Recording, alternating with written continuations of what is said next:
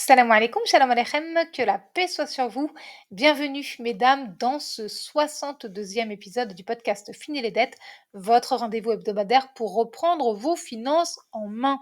Ici, et vous le savez maintenant, nous parlons d'argent entre femmes, sans tabou ni langue de bois. Pour celles qui ne me connaissent pas encore, je me présente, je suis Malika Deriche, écrivaine, rentière dans l'immobilier et co-responsable et podcasteuse spécialisée dans les finances personnelles. Aujourd'hui, c'est un épisode un petit peu spécial puisqu'aujourd'hui, je te parle de Fini les dettes, le livre. Vous êtes de plus en plus nombreuses à me rejoindre ici dans ce podcast Fini les dettes chaque mardi à 14 heures. Félicitations, mesdames, vous avez raison et je vous en remercie, je vous remercie de votre confiance. Mais combien d'entre vous sait vraiment qu'il existe un livre qui porte le même nom que ce podcast? Mon livre Fini les dettes, c'est le seul livre de la francophonie qui t'apprend tout ce que tu dois savoir sur l'argent pour sortir définitivement de l'endettement et commencer à bâtir la vie à laquelle tu aspires. Ce n'est pas un jeu, ce n'est pas une technique commerciale, c'est pas du marketing, c'est la vérité. Dans ce 61e épisode du podcast Fini les dettes, je te parle de 5 choses que tu apprends dans le livre Fini les dettes. Alors, installe-toi confortablement, abonne-toi si ce n'est pas encore fait et partage cet épisode à au moins une femme de ton entourage, une femme que tu connais. Je suis certaine qu'elle te remerciera et moi aussi. Cet épisode numéro 62 du podcast Fini les dettes se compose de 3 parties. Partie 1, Fini les dettes, ce n'est pas qu'un podcast. Partie 2, 5 choses que tu apprends dans le livre Fini les dettes. Partie 3, bilan de l'épisode et défi de la semaine. C'est parti.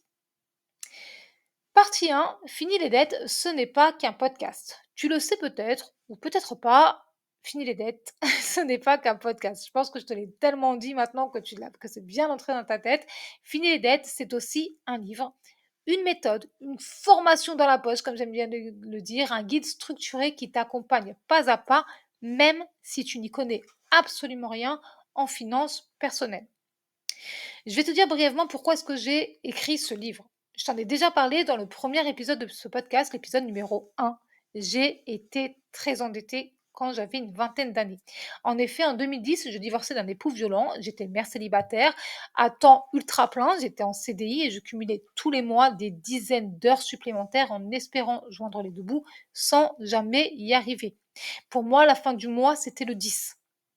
J'avais plus de 12 000 € de dettes. Je me souviens qu'en voyant ce nombre, en regardant cette somme énorme-là devant mes yeux, je me suis effondrée. Autour de moi, j'avais toutes mes factures impayées, les lettres de relance, les courriers d'huissier de toutes les couleurs, les documents de la banque et la réalité, elle était là, crue, nue, je ne pouvais plus rien faire, je pouvais plus vivre, je pouvais plus payer mon loyer, je ne pouvais plus payer les factures courantes, je n'avais plus d'argent pour nourrir mon enfant et j'étais en interdit bancaire. J'avais même plus de mode de paiement qui pouvait m'aider à faire patienter. À ce moment-là, je savais pas quoi faire. Tout ce que je savais, c'est que je risquais de me retrouver à la rue avec mon enfant en bas âge.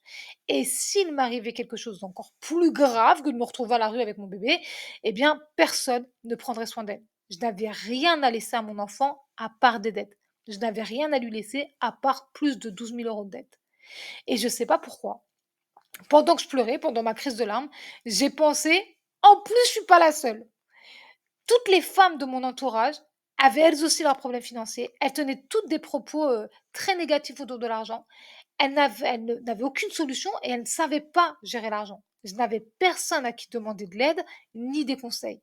Et ça m'a mise hors de moi. Je me suis dit que c'était pas normal qu'on ne sache pas comment faire avec l'argent alors qu'on a besoin de l'argent pour vivre. Alors, je me suis littéralement retroussé les manches, j'ai séché mes larmes, j'ai bien reniflé, on va pas se mentir, c'était pas glamour du tout et je me suis fait une promesse. Je me suis promis de m'en sortir une bonne fois pour toutes et d'écrire un livre dans lequel j'expliquerai à toutes les femmes qui étaient dans la même mouise que moi comment faire pas à pas pour sortir définitivement de l'endettement et commencer à construire la vie à laquelle elles aspirent. Et j'ai réussi. Sinon, je serais pas là pour t'en parler. En 2 ans, j'ai remboursé toutes mes dettes et je me souviens du moment où j'ai regardé mon budget et je me suis dit: «En septembre, je vais pouvoir démissionner». Je faisais partie de ces femmes qui étaient en CDI, par dépit, parce qu'il fallait payer les factures. J'étais hôtesse d'accueil en CDI, ultra plein, à temps ultra plein comme je t'ai dit et j'aimais pas mon boulot. À ce moment-là, j'étais aussi en arrêt maladie, je voulais pas retourner au travail mais Si je pouvais pas payer mon loyer, bah, il fallait bien que je retourne. Mais quand j'ai vu, mes finances, quand j'ai vu mon budget et je me suis dit: «En septembre, je vais pouvoir démissionner», mais la joie que j'ai ressentie, le calme infini de mon âme, j'étais tellement contente. En septembre 2013, c'était le dernier mois de remboursement de dette. J'avais un nouvel appartement, j'avais de l'argent de côté et j'avais plus de dettes. Quelques années plus tard, j'ai écrit le livre Fini les dettes. Et Fini les dettes, c'est un livre qui dédramatise l'argent, qui t'apprend à déculpabiliser, qui t'apprend à comprendre euh, ton rapport à l'argent, à l'améliorer, qui t'explique les bases que personne ne nous apprend. C'est aussi un livre qui permet aux femmes de trouver ou de retrouver leur autonomie financière, même en situation difficile. En 2023, il y a une étude du Crédit municipal qui a révélé que 62% des femmes déclarent ne pas avoir reçu d'éducation financière. Selon l'INSEE, 27% des Français vivent à découvert au moins une fois par an. Ce n'est pas un problème de mauvaise gestion. C'est un problème d'absence de formation, d'absence d'éducation, d'absence d'instruction financière. Et Fini les dettes, le livre, existe précisément pour pallier à ça. Passons maintenant à la partie 2 de ce 62e épisode du podcast Fini les dettes. Partie 2, 5 choses que tu apprends dans le livre Fini les dettes. Avant de t'en dire plus, j'ai envie de te lire quelques avis de lectrices du livre Fini les dettes. Juste quelques-uns, parce que des avis, il y en a des dizaines. Juste quelques-uns. Grâce à Fini les dettes, je ne suis plus en découvert bancaire. Fini les dettes m'aide vraiment à gérer mon budget. Fini les dettes est un livre à mettre entre toutes les mains. C'est un livre qui peut aider toutes les femmes. Enfin, quelqu'un qui aborde un sujet tabou de façon décomplexée et ça fait du bien. Si je n'avais pas lu Fini les dettes, je n'aurais jamais su comment faire avec mon argent. De très bonnes idées comme la pause budget hebdomadaire au chocolat. Oui, j'ai des lectrices très gourmandes. Grâce à Fini les dettes, je me suis libérée de 32 000 euros de dettes. Avant de lire Fini les dettes, je n'avais pas d'épargne. J'ai pu en créer une grâce à laquelle j'ai pu rendre visite à mon père et lui dire adieu. Des avis comme cela, émouvants comme cela aussi, il y en a des dizaines que je partage sur Instagram parce qu'ici, ce serait beaucoup, beaucoup, beaucoup trop long. Concrètement, voici 5 transformations majeures que le livre Fini les dettes t'apporte. 5 choses qui changent ta vie, même si ton budget est serré. Petit 1, Fini les dettes t'apprend comment fonctionne réellement ton argent. Avant d'épargner, avant d'investir, même avant de sortir des dettes, tu dois comprendre où va ton argent chaque mois. Dans le livre Fini les dettes, je t'apprends la différence entre les différentes charges. Charges fixes, charges variables, charges régulières. Je t'apprends aussi pourquoi tu as l'impression de gagner de l'argent, mais de ne jamais avoir d'argent. Je t'apprends comment fonctionne ton cycle financier personnel. Selon la Banque de France, 72% des ménages ne savent pas exactement combien ils dépensent par mois. Et ce n'est pas de leur faute. On ne leur a pas appris. Deuxième chose que tu apprends dans Fini les dettes, tu apprends à sortir des dettes sans pression, étape par étape, pas à pas. Il s'agit d'une méthode simple, adaptée à tous les budgets et à ta vie de femme. Tu es un être humain entier, probablement avec plusieurs casquettes. Si tu n'as jamais pu prendre le temps de te former sur l'argent, d'apprendre comment ça fonctionne et comment appliquer tout ce que tu apprends à ta situation actuelle, c'est normal. C'est normal parce que nous vivons tout à 100 à l'heure. Il y a une chose que j'ai compris pendant mon désendettement, c'est que quand tout va mal dans la vie, et souvent tout va mal dans la vie, souvent on se retrouve dos au mur, et bien dans ce cas-là, il faut s'occuper d'une seule chose et le reste suit. Ça fonctionne toujours. Sauf qu'il y a une chose que personne ne dit, c'est que la seule chose dont tu dois t'occuper, ta vraie priorité, quoi qu'il se passe dans ta vie, c'est l'argent. Il n'y a rien de plus important dans la vie d'une femme que l'argent, parce que l'argent est un outil qui paie absolument tout ce dont tu as besoin et envie et qui a une valeur marchande.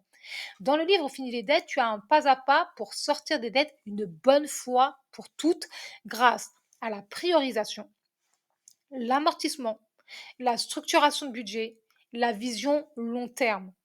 Et là, si tu entends ces choses et que tu te dis, mais qu'est-ce que ça veut dire si ces termes te semblent techniques ou compliqués pour le moment, Sache que dans le livre Fini les dettes, je vulgarise volontairement le jargon bancaire et comptable tout en utilisant les bons termes.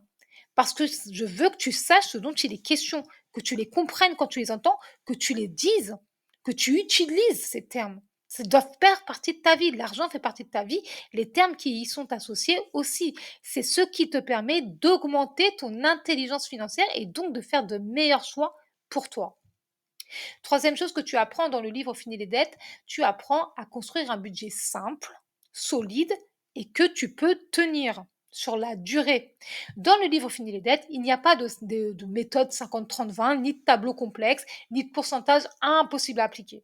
Par contre, tu apprends à créer ton budget réaliste basé sur ta vie à toi, sur tes revenus, sur tes contraintes, tes obligations, tes aspirations et que tu peux suivre en 30 minutes par semaine pendant ta pause budget hebdomadaire. Ouais, la pause budget chocolatée. Selon l'OCDE, les budgets simples ont 3 fois plus de chances d'être tenus sur 12 mois. Quatrième chose que tu apprends dans le livre Fini les dettes, tu apprends à mettre en place une épargne, au moins une en réalité. Tu apprends quoi épargner, combien épargner, où épargner, comment épargner, même avec un petit revenu. D'après une étude de la Banque de France, un ménage français sur 4 ne possède aucune épargne de précaution, pas 1 euro en épargne de précaution. Le livre Fini les dettes t'aide à créer ton premier vrai coussin de sécurité, même si tu pars de zéro, et ça va même plus loin. Dans le livre Fini les dettes, que tu apprends comment faire un projet, une épargne.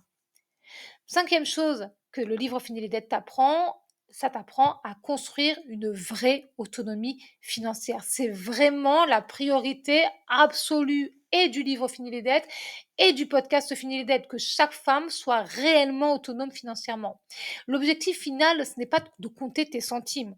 Certainement pas. Par contre, c'est de reprendre la main sur ton argent, de diminuer ton niveau de stress, de préparer tes projets et de vivre la vie à laquelle tu y aspires. Tu y as droit. Fini les dettes, le livre, ça t'apprend la stratégie, la vision long terme, la gestion émotionnelle liée à l'argent. Tu le sais, j'en ai fait un épisode, je crois que c'est le deuxième ou le troisième de ce podcast. Il y a derrière chaque acte financier, même le plus petit, même celui qui te semble le plus insignifiant, il y a une multitude d'émotions qui se jouent. Ça t'apprend aussi à poser les bases des finances personnelles saines pour toute ta vie. Ce sera toujours les mêmes. C'est ce que je t'explique dès le début du livre Fini les dettes. Et il y a des bases, les bases des finances personnelles sont toujours les mêmes, quel que soit le moment de ta vie, le montant de ton revenu et même la devise du pays dans lequel tu vis.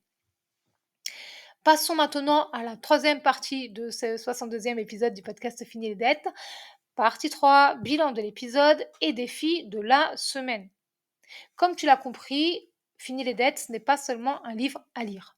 C'est un livre outil, un livre méthode, un livre compagnon, une formation de poche, comme je dis, qui te donne enfin une base solide pour construire ta vie financière saine. Pour le défi de la semaine, je te propose un défi très simple. Je te propose de noter la première chose que tu veux changer dans ta gestion d'argent, une seule, et engage-toi à la mettre en place cette semaine. Cet épisode est maintenant terminé. J'étais ravie de te le proposer. Si tu veux aller plus loin, évidemment, découvre mon livre Fini les dettes, le seul livre de la francophonie pour sortir définitivement de l'endettement et poser les bases d'une vie financière stable et libre. Le lien est dans la barre d'infos. On se retrouve mardi prochain, comme d'habitude, ici même à 14 heures. En attendant, prends grand soin de toi et de tes finances et n'oublie pas, la réussite est entre tes mains. Bye bye!